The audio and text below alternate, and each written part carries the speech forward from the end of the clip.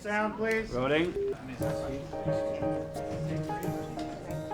I play Maggie Harden. She lives in New York and she works on arts administration and development at the New School, and she's very practical and very clear, not passionless, but she's never really had a great love in her life in that way. So she's decided at the beginning of the movie that she's just gonna have a baby on her own because she's financially stable and she wants to, and she's quite logical.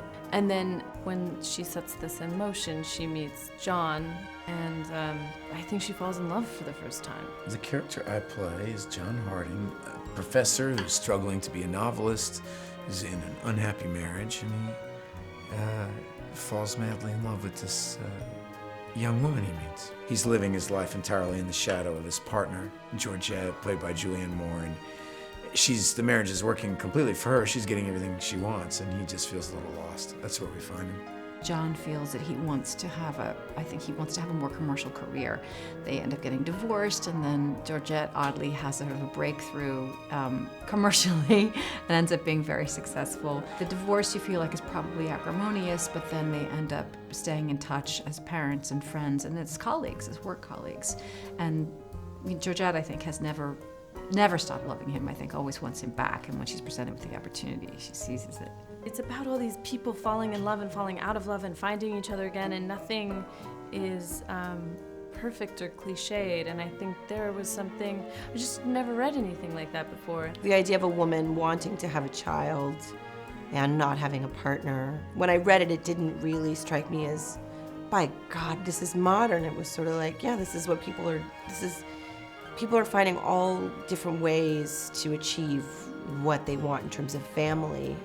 I was looking for something that I could base a story on, which I wasn't used to doing, because normally I write my own material from the beginning. Even if it's a novel, I'll base things off my own novels. But I was looking at different books, and I wanted something in the city, and I wanted something funny. Rebecca had read Karen Rinaldi's The Start of a Novel that she was writing and really liked the germ of the story and sent it to me, some of the pages, and I thought that it was funny and unique, sort of a great pairing with Rebecca's sensibilities.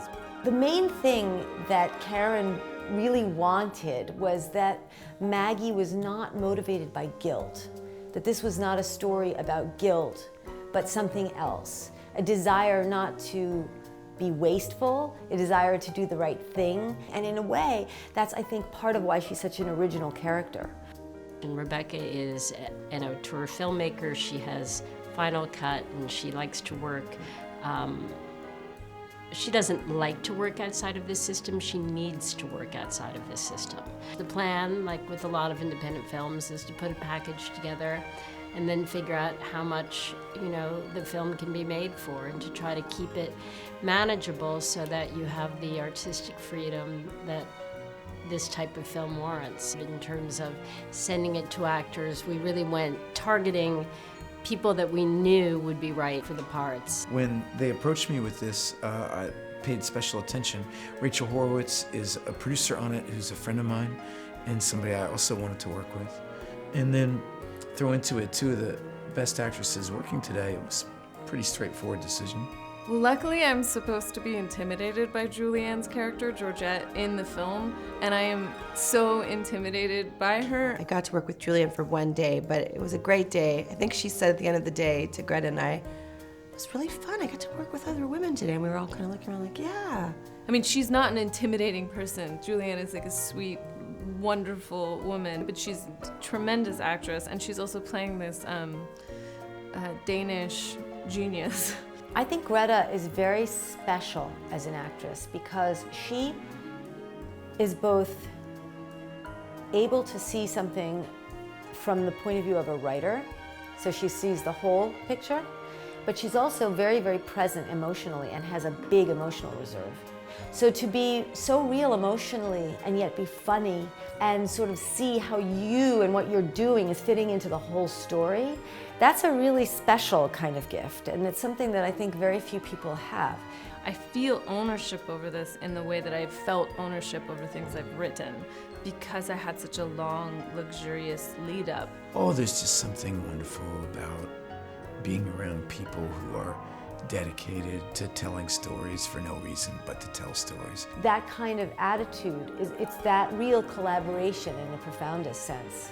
With the independent films I make, I try to really consider them as protected treasures that should not be touched until they're finished by the filmmaker.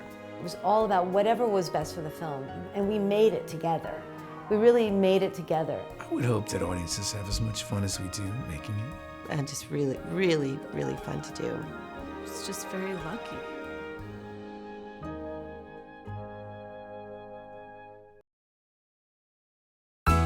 ニューヨーク、恋愛ベタでも母親になりたいマギーの前に現れたのは、モテ男のジョン。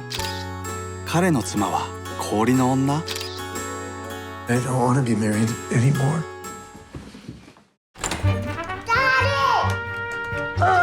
Well, we're all here now. Maggie? Oh. I want to say thank you for taking such good care of the children while I was gone. Such deep oatmeal. I thought I was rescuing. マギーが夢見た幸せはどこへ？ I realized, well, it's obvious that you're still in love with him. Something so stupid. こんがらがった3人の幸せのために So sorry. マギーは夫を元の妻に返すという突拍子もない計画を持ちかける。 I'm in. マギーズプラン、幸せの後始末。